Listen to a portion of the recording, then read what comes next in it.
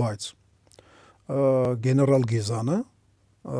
հրամանատարը ընդհանուր շվեյցարական բանակի հրաման էր տվել, որտեղ ուզում է հակառակորդը մտնի, որտեղ ուզում է ասենք ում ուզում է գրավի, ով ինչ ուզում է ասենք էշեշ բանով հերոստացույց են վաղ ամենակ գերմանացիք ունեին ու ամերիկացիք ռադիոյով ով ինչ ուզում է խոսա, ինչ հայտարարություններ տա, ինչ թուղթ ստորագրի, ձեր հրամանը դիմադրել մինչև վերջ։ Եվ դա ընդունեց շվեյցարական բանակը, որը մոբիլիզացվել էր մինչև 1,400,000 հոգի, և 1,400,000 սարերում նախորոք դեռևս առաջի համաշխարհայինից մնաց ասենք ինժեներական կառույցները որոշակի թարմացված 39-40 թվերին ասենք ինժեներական կառույցները բոլոր ճանապարհները մինապատված են, պատրաստ են պայթեցման, իսկ եթե Շվեյցարիայի քարտեզը նայենք, ինքը Եվրոպայի մեջտեղն է, բայց մի քանի նեղ ուշել եւ ոնց է լինում Ձոր Լեռնանցք, մի քանի Լեռնանցք է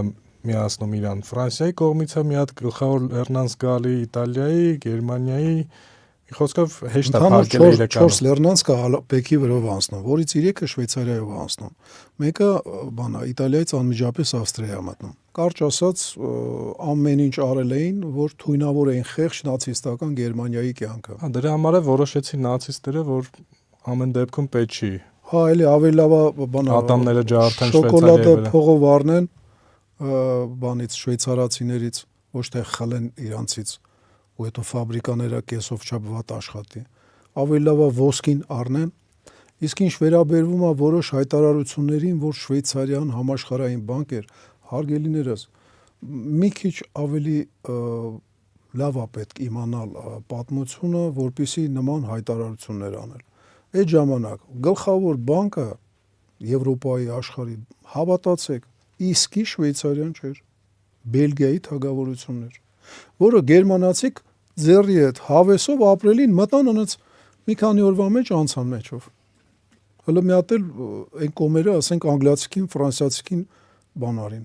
դեմ տվին ծովին։ Կարճ